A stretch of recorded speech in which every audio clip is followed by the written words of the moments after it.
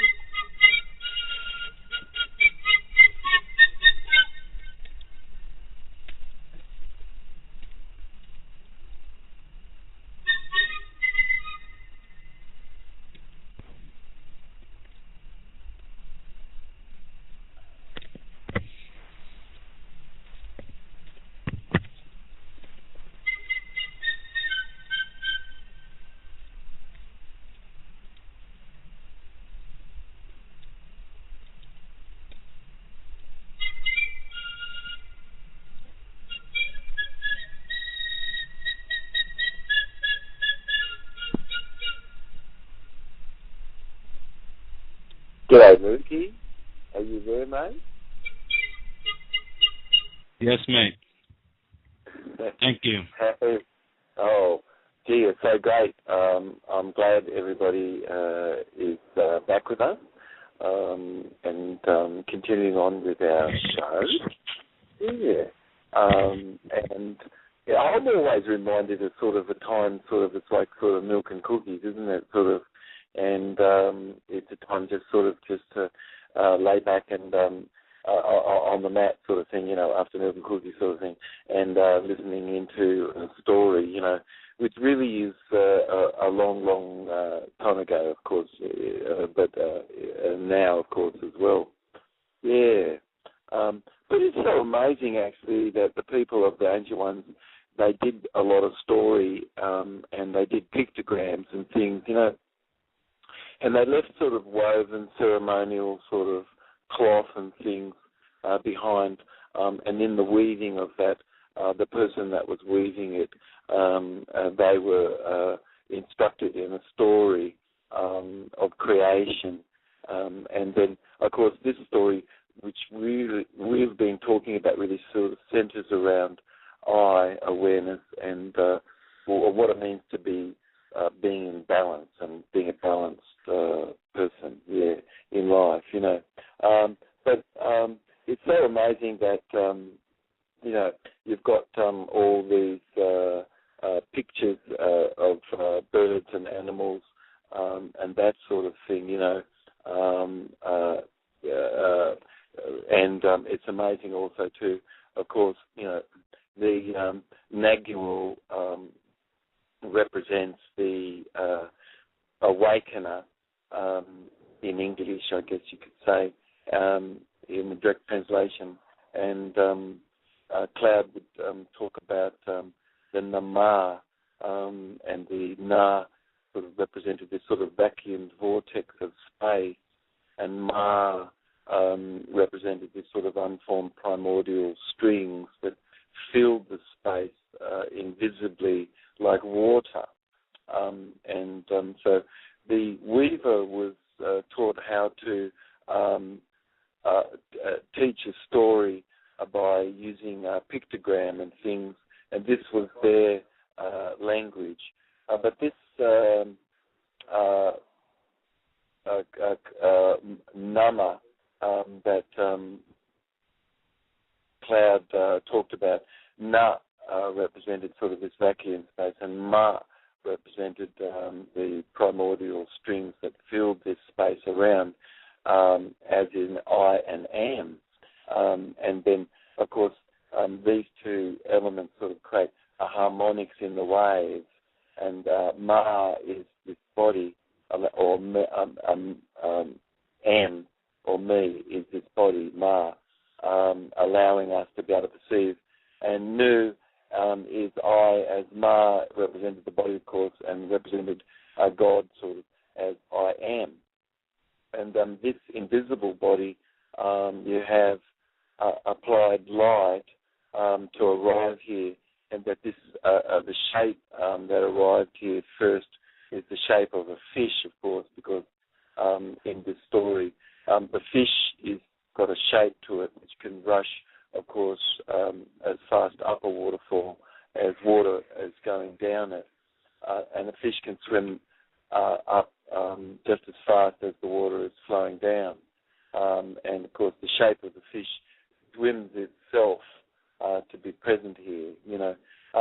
So it's quite amazing, but this is really a beautiful story, sharing with people in pictograms, sort of 4 dimensions and 3-dimensional form,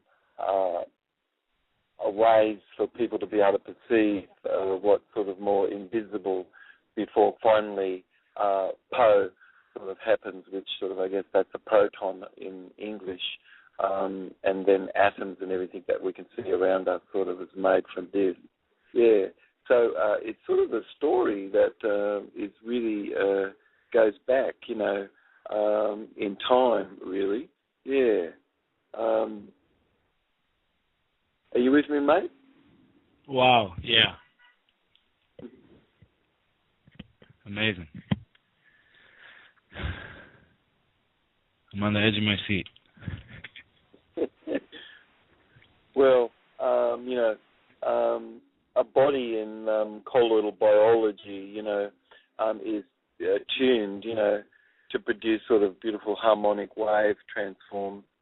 And this can be seen in many ways, of course, and certainly the Native American shaman was really trained to be able to perceive things more in the ultraviolet and infrared spectrums.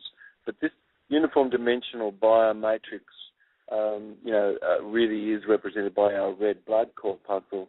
And then if alcohol would have got in there or something else, it can have taken the forces that's carried by the blood, which is more the ego, whereas these forces, which we're talking about more, is carried by the bones and the more solid parts of ourself, which is more your sense of your governing sense of yourself. And then if something else got into the blood, it can have affected the that component of ourself, you see. But the red blood corpuscle is resonated to a high spin frequency with the heart's percussion, and then that travels throughout the blood vessels and things in the body. And of course, the heart is the most powerful electrical organ in our body. And there's an energy that's equivalent to the mass harmonic at the heart sort of center light field, and that is really imbued sort of biophotonically as a property. And then this is imbued, of course, in the red blood corpuscle, and then there is a beautiful geometric structure, of course, within this, which we could learn about more, but that could be another program.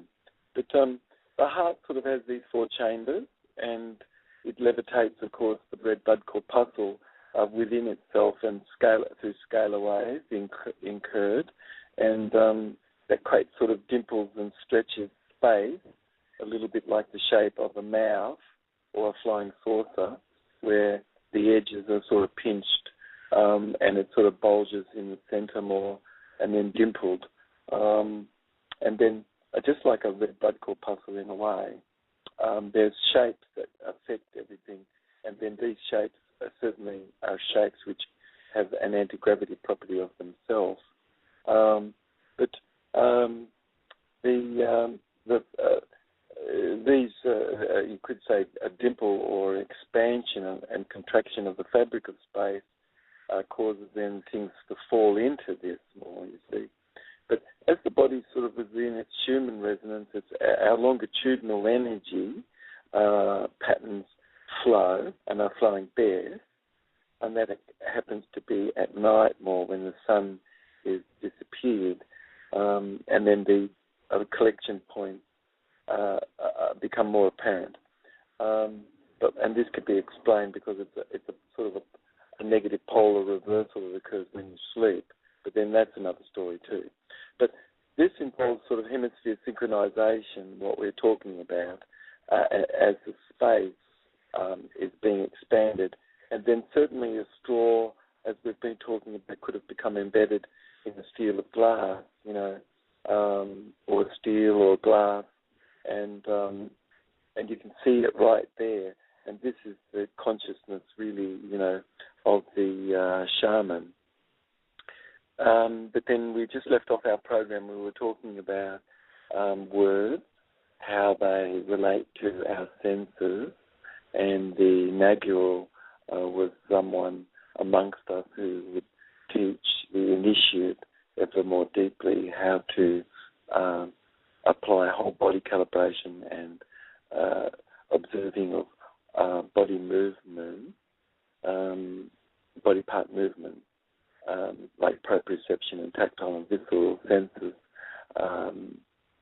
and they would be very aware of visual sense and auditory sense and nasal sense and vestibular sense. These are all unique senses that the medicine person is taught, and that this is their school or their university, if you could call it this. But it's sort of a place where people are voting with their feet. But anyway, life is sort of like a confluence of this multiple vibration. And of course, in another program, we were talking about going forward, back, up, down, in relating to whole body movements. And those are vestibular words, just like to see is a visual word, or the sound of the words we're using is auditory, and going and getting and having sort of kinesthetic catch-all sort of words. Words we use can relate to the senses we're using, and all stuck states would have occurred because there would have been a sensory system deletion. But consciousness sort of was likened a little bit like a light that was able to be put on, and you could use this to show others the way, but then perhaps all you could see was where the light was and not where it wasn't, you see, and only if it was on and you couldn't see anything when it wasn't. But this is set and all a very deep insight into things that are occurring more in the unseen world, and that was called the setting sun, and sat and say term, and it came from setting sun really, and the invisible forces that exist, which is part of I and am. So astrophysics sort of the Toltecs really explained this binary system that we live in the patterns of garments and cloths, very ceremonial cloths and things that they wove, and that most of the solar system is binary. And I think when I first heard this, I got one of these garments given to me after I'd been on the road with Cloud some period. Then I started running all the entheogenic ceremonies, which I did about a couple thousand of those up until 2004. But these, most of the solar system sort of is explained, of course, is a binary system, and in this binary, and that explains the binary nature that's existing in matter that we see around us, where everything is sort of in pairs, and antimatter and matter pairs, and that this, after a certain sort of energetic lapse, matter forms into these pairs generally, because this is sort of what a polar completeness is about, and this is I am. So all is composed really, the natives talk about in sort of little strings, which I've seen under the microscope, of course, and that makes the base colloidal biology, which when I first heard about this, it was just sort of mind-blowing to me, and it just had caused me to really have been embarked on the teachings which I have been ever since, But all these composed strings of matter vibrate, as we talk about in colloidal biology and Secrets of an Alkaline Body and Judd's cell rejuvenation, and in other places in the net. But where matter is sort of like a whirlpool, and you can see it sort of like a dust devil or something, whilst it sort of has got its energy, it can hold the parts of itself, you can see it together, and it even does everything it can to sustain itself. It will go where it can sustain itself and things. But sort of it can be satisfying sort of descriptions of life centered around a suction or implosion, and these things come together to make a membrane in colloidal biology, and this occurs by an aggregating, fusing, and differentiating process to make a plasma, to make a membrane. And this is all on an invisible level before it makes an atom, but this is the very fabric which makes an atom. And the Toltecs sort of teach of a sound given to this, which sort of then animates things which you could see in front of you. But before the moment of the sound, of course, it looks still, but the moment you're giving it the ability to have sound, it's starting to dance around in front of you more. But the Toltec teaching of sound and picture relation and words used, of course, Tarshish cloud taught us represented Wankan as representative here, and Tankashila is the derivative sound we use today in Native America that represents Christ-like energy here on the earth amongst us, Tankashila. And this sound is described, this orderly sort of born energetic of being in this time, from these forces of this time is for the native originals here. And this Atlanteans and others, and this also means an ocean voyager, of course, also, as we've talked about in other programs. But Wankan Tonka simply means parent, and this was their word for God, and that neither meant male nor female. It was a component completeness, Wankan Tonka. Wonka comes from the Waka time in the connectedness of Atlanteans when they were in the Minoan era. And this is a word which is used in Atlantean times, which means simply great. And Tank means uplifted. And Tunk and Ton, and all these words sort of all related in our mother tongue. But Wankan Punka simply means parent, and all explained sort of previously as sort of absolute evidence of an Atlantean influence spiritually here in Native America. But the Toltec Indians teach a very similar civic sort of cultural tradition as the other Atlantean colonies had, and certainly in their teaching of people about a republic, having a republic and democracy functioning as a republic, as chieftains are set where the people are in the growth of the resource that exists. And so this in the golden age, which Cloud talks about, which our story gets into a bit. But the Toltec Indian teaching really does have similar civic sort of cultural teachings as we're talking, and other Atlantean colonies certainly do too. And it's got amazing astronomical insight parallels, with ancient Africa and Egypt, and very similar mythology and teaching of eye awareness through mystery schools that colonized back through all this period of time. Certainly with going back at least several thousand years, and even some before this, which is more a whole cosmology, of more of the newer religions, at least, that are newer than 4,000 years old. Certainly intellectuals would tell you that are not a full cosmology today at all. But things that are older certainly are, because they include more the animals and the atoms and everything, around us, and explain our creation through sound and words and picture form. Yes, and so this is what the Atlanteans did, quite a bit. But the Toltec shaman tradition really is highly reflective of priests and monks, as we've talked about, and traditions and concepts and methods.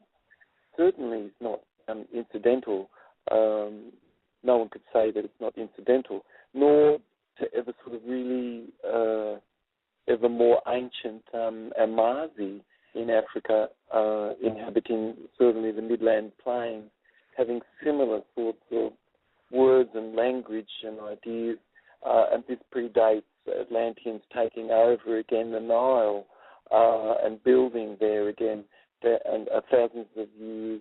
We're talking about thousands of years earlier. See, yet this is sort of another story. But the Toltec teach a deep science of the structure of matter and intelligence imbued within, and one can really learn a lot from this. Shila Washte means the level of water rising, or this sort of great collective force very deep inside, and they called our ability and state of being that we could access to do remote viewing and things, a state called hollow bones. And this causes light to orbit on this invisible level according to sort of cardinal points of the medicine wheel that has sort of an actual 8 quadrant and various sort of parallels with quantum mechanics. And so colour was used to cause things to come toward a person, and colour was used to project things away, and this sort of thing, and masks and things were used, and cloth and things were used. And I learned a lot how to make medicines and then apply light to cause people to have a treatment like for cancer that could last about 3 months or more, which I was doing back then. But and then perhaps I can get to again in another day.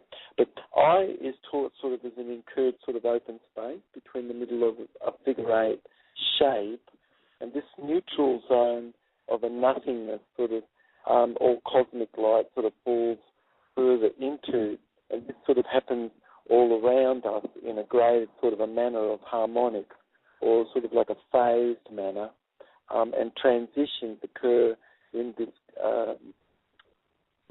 invisible water as an ether, making up matter that you can see around us, and the fabric of the particles which make up electrons and protons. And the Toltec teach that when everyone else's sort of mind is sluggish, of course, this really is very much sort of the hour of the shaman. And our binary solar system has most of the matter come to us in pairs as we're talking, and no matter how fast light actually moves, this is a constant relative to our human sort of visual perception, and this is what Cloud teaches and Toltecs, which could correct a lot of things in physics if they could be understanding of this, because otherwise it's sort of crazy, Einstein's laws. But if you can follow what this is, which we're talking about here, and understand scalar, then you're really fully being able to put all of Einstein more together. But this constant sort of is relative to human visual perception involving resonance, and if perception was really only time sort of by distance, a human's neurology could really detect certainly what's visible, but certainly not what's invisible. But what could we be felt of or heard or seen, and that awareness that we're talking about here now is going beyond what people can see or have heard or have felt before, you see. But not what a human's neurology really is capable of perceiving, except through more eye awareness as we go through this program. But this scientific structure of I am, it really starts out sort of being composed of unformed strings in colloidal biology, which I do advise people to learn more about colloidal biology, because that's an absolute total scientific fact. And if you're not into colloidal biology yet, you're not into this brand new insight into biology. But as it goes to perception of am, you see, am is then perception, you see. I is sort of this awareness, and am is senses.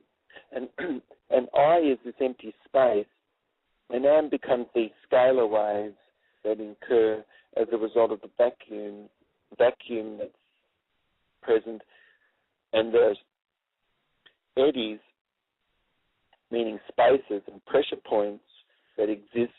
And as sound is put to this, you've got scalar wave technology, which then can cause like a fungus which looks to be seemingly inanimate, all of a sudden come alive and strangle sort of something right before your very eyes, under the microscope.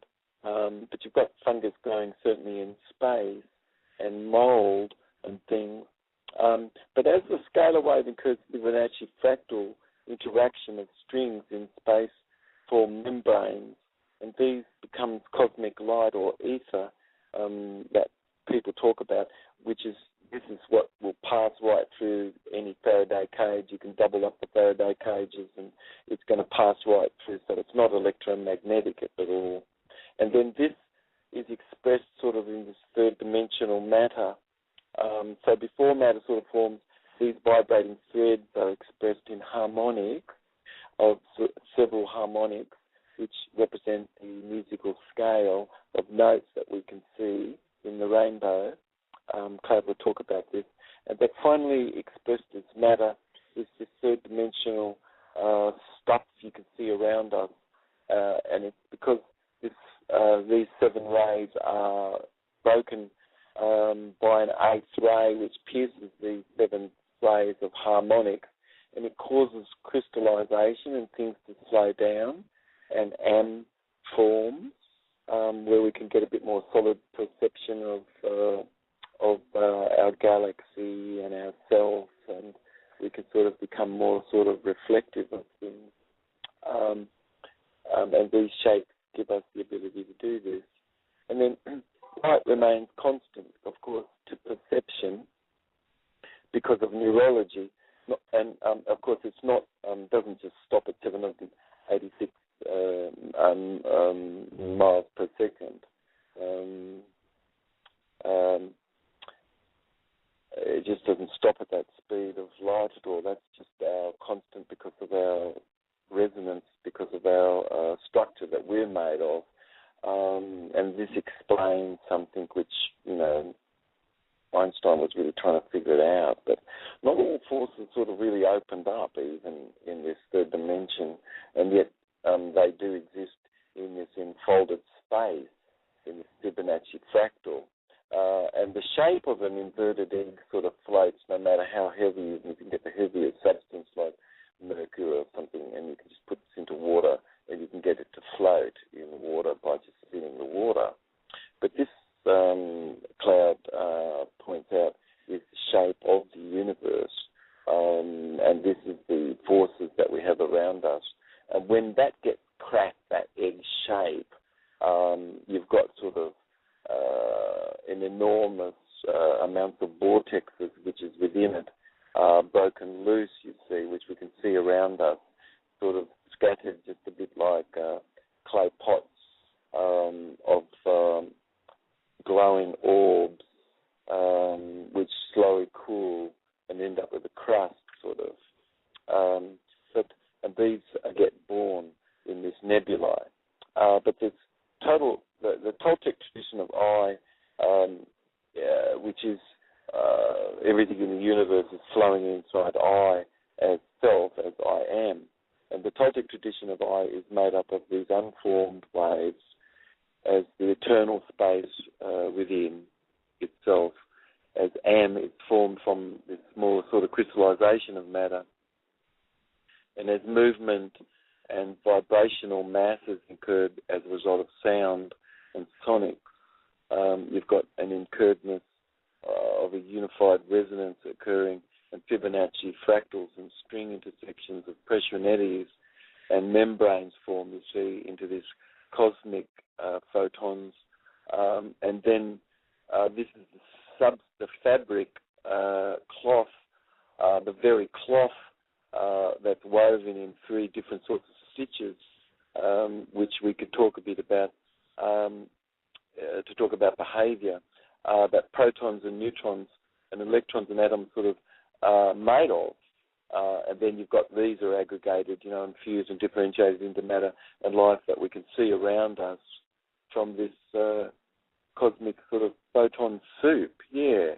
So, but the initiate was trained to go into the invisible realm, and then some people I know, I led over a couple thousand entheogenic ceremonies, and I know some people that did at least 200 or 300 or 400, but they participated over some period of time, and then the journey is in the beginning. People are not necessarily initiated into the full essence of everything, but slowly this becomes more unfolded, you see. But the Toltec teaching and other sort of Atlantean teachings, as we're talking about here, have influenced culture as we really know it. And certainly the Dogon is a counterpart to what we're talking about here in Native America, and they have very definite paths, as the natives do here, and basics in science. We're only just sort of relearning this now with string theory and this sort of thing, and a lot of this is making sense. But a cosmological piece of art just sort of left behind might not seem like anything to a normal eye, but the trained eye could then be observed to see things, certainly, that you've had a teacher such as Cloud, as I have, you see. But enacted out of the rituals and ceremonies cause the participants to have a very beautiful increased knowledge more of the associated sort of symbolism that exists. And then it was sort of a rare thing that someone would be a great orator to storytell this and yet sort of have a very deep, great awareness of it, but that could take some time, certainly, to develop this, but that questions then you would be asked in this sort of bardo state. You could recollect anything that anybody asked you, the date of times and events and people around this person. Everything would be imbued right there, you see. And that perhaps we can get into this a little bit more, in this program when we talk about implicit and explicit mind reading techniques. But Cloud showed me sort of Seminole Creek Indian sort of patterning and the story of the universe being an egg, and that this is sort of an inverted cone, and it's sort of like an event horizon, even as a black hole is being explained now, you see. And that this egg shape floats in this spinning water. And, of course, for people who are concerned that, they look up at the sun and the moon and these organs of ourselves, and they're not seemingly connected to us, but they certainly are staying put where they are, aren't they? Isn't that amazing? They haven't fallen down yet. But people, Cloud said, are still looking to see if they have fallen at all. And that's the story of Henny Penny, which is a pretty old story. But, you think if you could see even something very heavy like this sort of spinning, but it becomes buoyant, and certainly the universe is an egg cracked, as you could see this, and then the release of all these spinning vortexes that you could see within the shape that's existing. This shape exists so that the only way to keep something fresh, which the ancient Atlanteans taught the Japanese to make these vessels. Japan means many layers in the Atlantean Lemurian Mu tongue. But that's another story as well, which eventually we should get back and deeper and go further beyond and get into 50,000 years ago. But anyway, that's another story. But the universal egg cracked and released, and these spinning vortexes from inside the egg, and these follow a Fibonacci scattering, throwing out of pellets, sort of a primordial cosmic matter in all the directions. And our sun, sort of being such a pellet, surrounded itself by these spiraling orbs which have cooled to varying degrees, and some have dynamo, so then they generate their own heat. and some are sort of dead, like the moon is at the moment, but because of things that have occurred to it.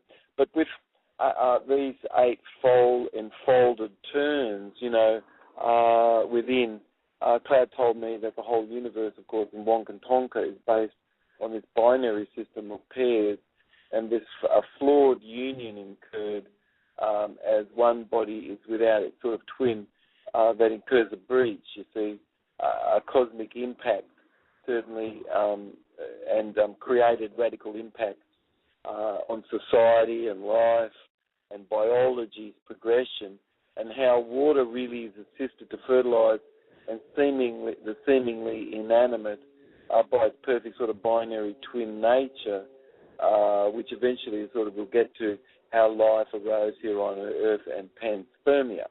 But behaviour sort of counterparts exist, certainly, that we're talking about here, that respond to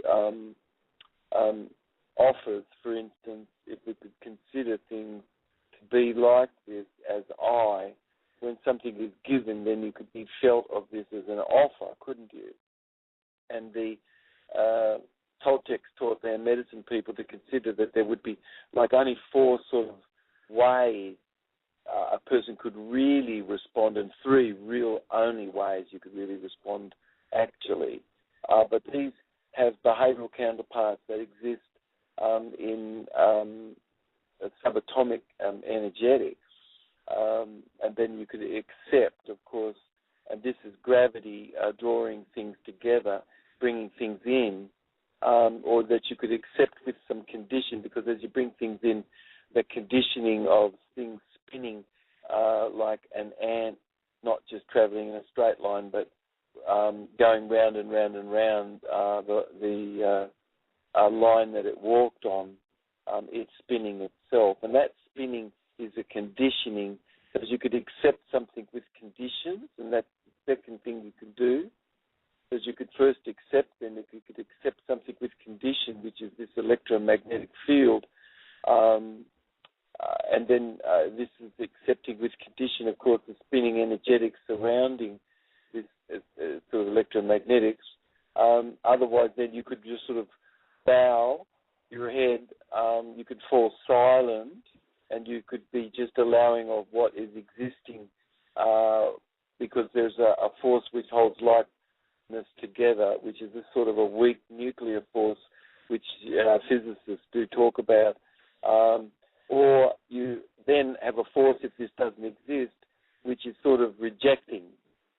And that's the fourth force that we have, and the fourth choice that we have in behaviour, which we'll go over these so we could learn a little bit more about all of this, But I'm going through things just because I think it's possible that you can continue to listen back through all of this to get more of a sequence of everything yourself, and then people would have to come to a Yawipi ceremony or a sweat lodge or another sort of ceremony, and then learn some of the things.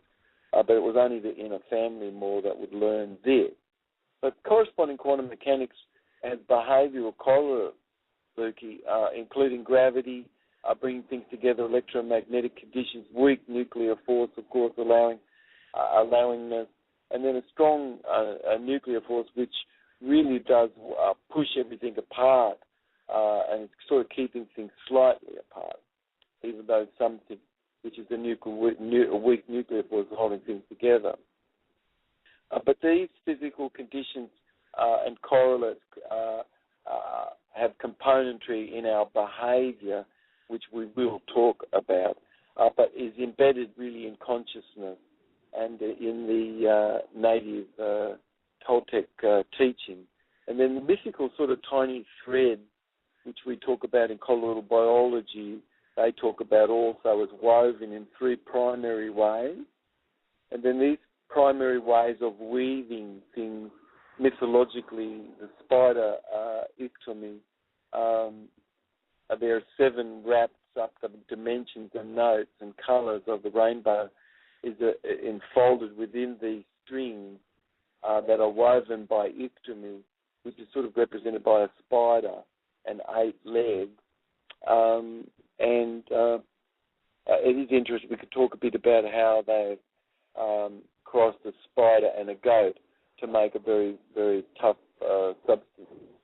But anyway, using a similar insight as the Atlanteans, which we're talking about here. But these strings are woven together to have matter as we know it. 7 rays of light, and increasing the length represent sort of the 7 stars as stringed loops that we can see we evolve around as the Pleiades. But introducing sort of physiological concepts and cosmological insight, because what we see above us explains what we have below, and what's below explains what's above quite a bit. And introducing physiological concepts and cosmological concepts could take sort of a bit of time, but I mean, The Apprentice, certainly in this, how you're doing things with us together here, getting this information out to people and then making this available, it's possible to use picture form and things to assist to help this story. But the number 7 and the number 8 is really component storyline sort of numbers in this constructive sort of validity, emphasizing sort of related concepts of matter's formation. Of course, 7 really is the stars that we have that we're evolving around, and these 7 rays of light that we can see through affecting our perception and matter's formation where we are. But the Dogon, the Mayan, the Egyptian, the Buddhists, all of these people have very deep emphasis on geometric shape, which I just had a very, very amazing teacher a long time ago,